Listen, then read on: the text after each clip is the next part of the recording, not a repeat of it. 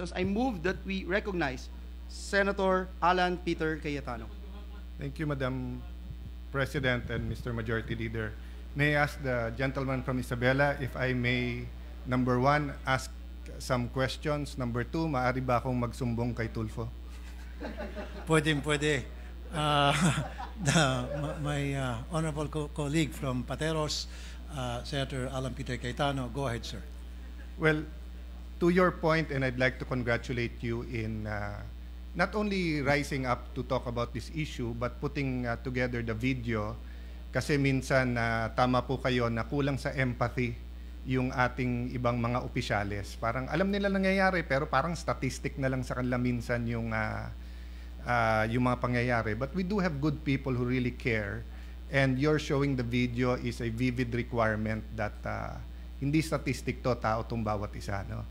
So I'll start with yung isusumbong ko sa inyo, and hopefully you will support this, and I'm willing to be a part of it if you will support it.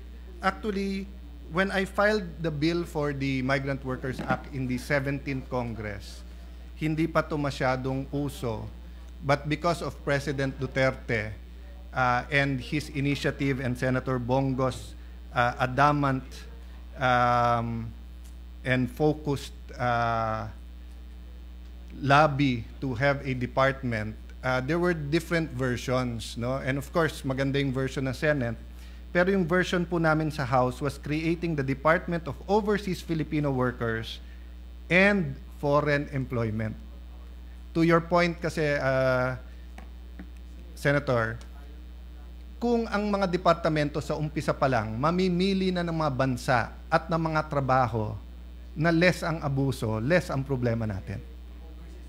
So, dun sa version na pinasa ngayon, parang sa migrant workers lang ang focus. Hindi sa Filipinos overseas, nor sa foreign employment. Just as an information. And I think that's something we can do to improve the law. No? I'll give you a specific example. No? We were working with China. I don't know the exact numbers now, pero a couple of, maybe 100,000, a couple of tens of thousands in mainland China ang nagtatrabaho at tinotolerate. No? Sa Hong Kong, it's anywhere between 150 to 250,000 ang nasa Hong Kong. No? But those working in Hong Kong and those working in Shanghai and some in Beijing are much safer than areas that have the kafala system. Mas madaling tumawag ng pulis, mas madaling umalis sa bahay, mas madaling tumakbo sa embassy, hindi kino-confiscate yung cellphone, hindi kino-confiscate. Ang problema, hindi natin pinush na maituloy ito. Hindi naging nagka-problema between the Labor Department and the DFA and the politics because maybe of the South China Sea. So, that is an example, no? Na yes, Filipinos have to go out of the country to look for work. Pero tama yung point nyo. Bakit saluhin na lang pag may problema? Ba't hindi tayo gumawa ng paraan na humanap tayo ng mga trabaho para sa kanila na less ang trabaho at pag-abuso? Would you agree with that? Yes, Madam President, I 100% agree with Senator Alan Peter Cayetano, the good senator from Taguig. You are definitely right. As another example is Hungary. Aside from offering us a scholarship, they were working on employment opportunities there. Pero medyo may problema ng konti ang Hungary sa EU because mas conservative. So there are many examples, but the first point I wanted to make is that I'm very happy that you have the committee and we created the committee because together with the Committee on Foreign Affairs and the Labor Committee, I think we can pressure our departments to have job openings or to create the employment in places that it was safer to work. Before the Ukraine and Russia conflict, I was personally talking to Minister Lavrov, the foreign minister of Russia, and they were very open to giving social protection to Filipinos there. And during Duterte's time, President Duterte's time, dumami ang nagwo-work sa Russia at maganda ang turing sa kanila. So, the point I have to say is that while it's true that beggars cannot be choosers, we are not beggars in terms of saan pwedeng ipadala ang mga Pilipino. Maraming places around the world na in demand ang Pilipino. And even when you say, for example, the Arab world, no, or the Middle East, no, you know, it was a pleasant surprise when we were in Bahrain, where the grandson of the king was speaking straight Tagalog Filipino, and then with a piece of paper was speaking Bisaya. And the king told President Duterte, it is because their nannies are Filipino and medyo nauso sa kanila na meron silang secret language na mag-Pilipino. But my point is this, they may be kasambahay, they may be nannies, pero mataas ang tingin sa kanila. Ang next generation ng mga elite at ng mga royalty sa ilan sa mga bansa sa Middle East, mataas ang tingin sa Pilipino. Unfortunately, may mga bansa na mababa ang tingin at dito yung mga abuso. Which goes to my question, is it correct, Senator Tulfo, that from the gentleman from Isabela, more or less 10 million abroad? If my statistics are still correct. No? Around 1.7 million as of 2020. Yeah. 1.7 are contract workers. That is correct. 3.5 are OFWs, kasama na yung walang contract, and 10 million Filipinos. So this include Filipino-Americans, etc. No? Okay. More or less, no? Not to go into the complete details. Doon po ba sa mga nagsusumbong sa inyo, may napansin po ba kayong trend, meaning is it from everywhere or there are certain countries, even if we don't name that countries, na mas marami doon ang nagko-complain? I-name ko na po, pangalanan ko na yung bansa na yun kasi, but before I would answer your question kung alin bansa ang maraming reklamo, gusto ko lang pong maidagdag, tama po kayo, nabanggit nyo meron bang ginagawang pag-imbestiga ang ating gobyerno bago magpadala ng OFW sa bansa na kung saan ay meron pong nangyaring kaguluhan. Wala po. Basta't padala ng padala lang po yung ating mga recruitment agency, maybe in cahoots with other government offices, agencies, kaya napapadala, pag napadala po doon sa lugar na alam naman nila maraming mga OFWs na papahamak at may kaguluhan, yun na po, na napapahamak na po yung ating mga workers. Now, going back to your question, kung alimbang bansa ang palaging merong reklamo kung natatanggap, yung aking tanggapan, yan po yung UAE, Kuwait, Saudi Arabia. Okay. I'll confirm that as former Secretary of Foreign Affairs. No?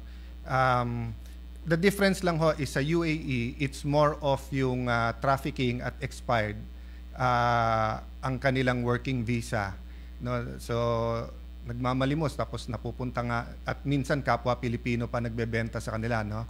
Unlike po sa Kuwait at saka sa Saudi, which goes to my second question, may napansin po ba kayong trend dun sa mga inaabuso kung anong klaseng trabaho? Meaning professionals ba, kasambahay, mall workers, etc.? Thank you for that question, honorable colleague from Pateros, Senator Alan Peter Cayetano. Yeah, yung trend po ng mga OFW nagsusumbong sa akin, yung palaging naapi ay dun sa group ng mga domestic workers. Bibihira po yun sa mga skilled. Kasi po sila mga educated at matataas po ang kanilang sweldo at maayos po yung kanilang mga employer. Hindi po sila gaano naapi. Yung mga domestic helpers po, yun ang palaging aping-api. Well, let me now confirm my theory that ang show mo ay parang Pulse Asia at SWS na nako-confirm nung observations mo yung official statistics. So kung titignan mo yung official statistics, it is the countries that you mentioned. And if you look at the abuses, it is really more on the domestic workers. Some are for obvious reasons. One, because kung sa mall ka, sa ospital, sa opisina, kung halimbawa sexual harassment, madaling magsumbong eh. 'Di ba? Sumigaw ka lang, taasan mo lang ng boses yung amo mo, hindi naman kino-confiscate ang cellphone mo sa opisina, pumasok ka sa CR ng babae sa opisina o mall, nandyan na yung security. Pero sa bahay, at 2 a.m., at 5 a.m., pag pinasok mo yung it's your word against the word of the OFW, no? So the reason I'm asking this, and thank you for your patience, Senator, is should the new Department of Migrant Workers, including OWA, POE, etc., study whether or not there are areas or countries that we should really ban, sending OFWs kung delikado sa kanila? And are there certain jobs that are just too dangerous to allow our kababayans to go? Because katulad nung nangyari halimbawa sa Libya, sa Iraq, war-torn na, ayaw pa umuwi. May kwento sa akin ng isa nating acting ambassador na nangyari sa Iraq. Pinapauwi niya mga Pilipina dun sa Kurds pupunta. Malakas kasi daw magbayad at mababait naman, pero they were doing prostitution. So sinabihan na sila that you are being trafficked. Ang sagot nila, hindi kami traffic. So in their sense, sabi nila, sir, wala rin kaming kikitain sa Pilipinas, pero dito. Pero kung titignan mo, unang-una, paano sila umabot doon? Which was your point kanina, na nagkukulang sa investigasyon, tapos padala na lang ng padala doon. So, may I just put that as one note in your long list to take up in your committee? If we should really study saan ba areas yan na mas delikado at ano yung mga trabaho, no? Then I'll go to my last point after your comment, Your Honor. That's a good point, Senator Alan Peter Cayetano, that we will take note, and I'll talk to my staff to make sure na included dyan sa record namin. Yes. And I'll give you just an insight with my experience kung bakit napakahirap. Alam nyo po, nung ibabansa natin sa Kuwait, ang nagrarally po yung mga recruiter at yung iba pa nating kababayan Bakit po? Kasi napakamahal po ng charge ng both recruiter on the side ng Kuwait at sa Pilipinas. So dalawa po problema, yung kafala system, which is the sponsorship system. So pagdating doon, you cannot do anything without your sponsor. Kukunin passport mo, hindi ka pwedeng lumayas. So katulad po ngayon, no, after 2018, nakonbinsin natin ang ating mahal na Pangulo at Kabinete, and thank you to the Senate during that time, from 100 million, ginawa ng 200 million yung legal assistance fund. At nung araw, hindi pwedeng yung abogado ay pumasok pag sa pulis pa lang. Dapat nasa korte na. But during my time there, I'd like to thank Yusek Sara Ariola who's here today, inayos po nila na nasa presinto pa lang at saka naka-retainer na ang mga abogado dun sa mga lugar na maraming problema, no? Kasi minsan pag nasa kulungan na, mabigat na yung problema. But my point is, Your Honors, my dear colleagues, is that and also the assistance to national, no? It was from 400 million increased to 1 billion. Halos hindi natin nauubos yan until nagka-pandemic. So ang problema ngayon hindi yung pera. Ang problema ngayon yung kafala system, and together with yung laki ng binabayad. So kung ikaw ay isang ordinaryong family sa Kuwait at 100,000, halos abot ng milyon, kung isa o dalawa kasambayang kukunin mo, natural galit na galit ka pag lumayas. Kasi you'll have to pay the same amount. So this was something that we tried to talk and talk and talk again, pero medyo hindi nagsasama-sama at iba't ibang mga ahensya. Believe it or not, Your Honor, Senator, pangalawa't huling sumbong ko to sa iyo, sumbong kay Senator Tulfo. When I asked for a meeting of all agencies and all departments that have anything to do with OFWs, and we sponsored it sa DFA, so pati DepEd, meron po silang tungkol sa OFW. Yung sa Muslim Filipinos, meron po sila tungkol sa Hajj. Yung pong Commission on Filipinos Abroad, no? Alam mo, halos mag-iyakan kasi first time daw na nagkaroon ng ganong pagsasama-sama. At nung umalis ako to run for Congress, sinabi ko kay Secretary Bello, Sec, co-chairman ka ha. ituloy mo. I don't know why hindi na nagkaroon ng ganon. So I'm hoping now, through your committee, lahat ng ahensya that has to do with OFWs, including TESDA, because bumabalik din yan for retraining, di ba? Would be able to find a home and a venue with you na sila magkausap-usap, no? So the point I'm making here is that if itatago nila yung katotohanan na pera ang dahilan, kaya hindi natin tinitigilan ang padala, di ba? At kung totoong yung napakalaking pera, kasi alam mo kung maliit lang yan, kung ang problema lang nung Kuwaiti ay tingin niyang tamad o tingin niyang hindi tugma o hindi akma sa kanya yung pinadala, no? Meaning kung morning person siya, evening person yung pinadala, or gusto niyang luto, style Arabo, ang pinadala, style Spanish-Filipino, madaling pauwiin Pero hindi gumastos kasi ng malaki. So it's no excuse, di ba? Kahit gumastos ka ng malaki, hindi mo dapat saktan, hindi mo dapat abusuhin. But now you will understand why they start looking at them as property. Kasi feeling nila sa laki ng perang binayad nila, amin ka. And sadly, minsan pag may naabuso at may nagre-rape, yung ibang labor attaché, hindi ko nila lahat. Very minimal. And minsan sa embassy din. Ang nakikiareglo pa, opisyal natin. Nangyari mismo sa kapitbahay ko. Umuwi, utang-utang, pumunta sa akin. I think at that time, konsehal pa lang ako. Tapos sabi sa akin, sir, ubus kami ng utang kami. Sabi ko, don't worry, sa batas, solidarity liable ang iyong recruiter.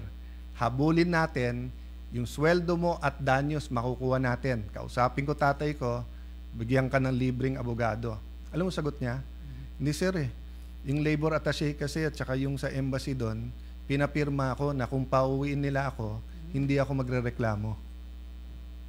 So, pakonti po ng pakonti yan. No? We're having more diligent, pero meron pa rin Diba? Kasi nga, sa liit din minsan ng kita ng mga kawani ng gobyerno, nakikisindikato sa mga recruiter na kumikita na, pero ang gusto pa talaga yung sobra-sobra.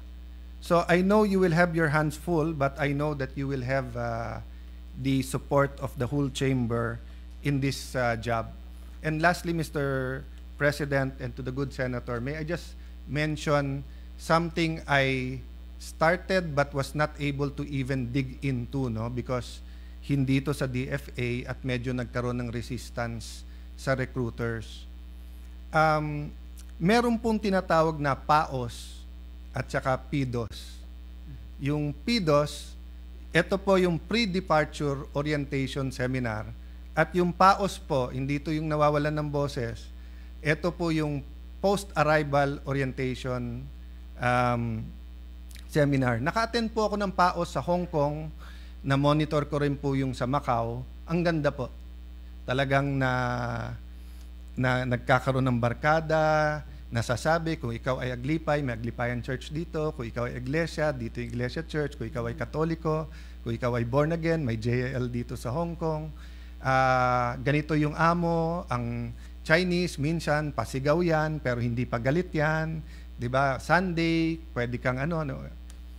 Pero I found out that in many countries, some in the Middle East, bawal yung PDOS or hindi pinapayagan. Kasi once na nakuha ka at may kafala system, pag sinabi ng amo mo, hindi ka pwede lumabas, hindi ka makakapunta.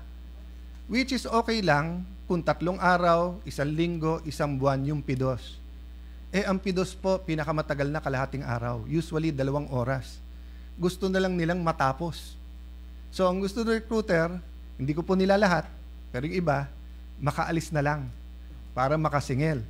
So, for example, napakarami pong tumatakbo sa embassy sa Middle East na hindi daw sila pinapakain. Bakit po? Kasi yung iba po sa kanila, hindi Muslim, hindi in-explain yung Ramadan. Yung iba naman po ay Muslim, pero hindi in-explain sa kanila na yung... Brother, ano tawag sa tinapay ng Muslim? Yung tinapay ng Muslim, yung parang kung sa Hudyo, yung unleavened bread, yung yung halal pero yung tinapay, di ba? Oo. Yun ang pinapakain. Eh ang Pinoy, pag hindi mo binigyan ng kanin, ang sasabihin sa iyo, hindi ka pinakain. So pag sabay na yung Ramadan, so hindi ka na kumakain from morning to sundown, tapos pagdating ng sundown, wala pang kanin, tinapay, nagrereklamo sa ambassador na hindi pinapakain. Pag imbestiga, pinapakain naman pala at yun din ang kain ng amo niya. Except, hindi yung sanay na kain na kinakain ng Pinoy. Bakit po? Kasi po, wala sa orientation yon. Hindi ko nilalahat po, meron talagang hindi pinapakain. O meron po talagang tira-tira yung pinapakain. Day off, halimbawa po, no?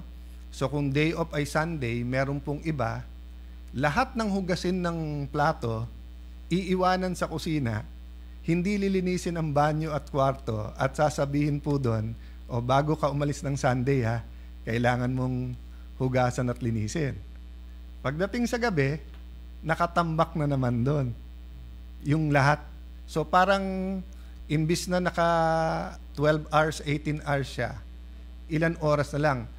Bakit po hindi malaman ng Pilipino yung gagawin? Kasi po kulang ang pre-departure orientation seminar. And just one detail, when I was going around the lines sa DFA, yung mga paalis, tinatanong ko sa kanila, may number ba kayo ng embassy? Sabi ko, gaano ba kahirap na isaksak natin sa passport nila na may emergency numbers, yung embassy, may website, may Facebook, etc. Para naman alam nila na kung may kailangan. Bakit ko po alam na hanggang ngayon effective to?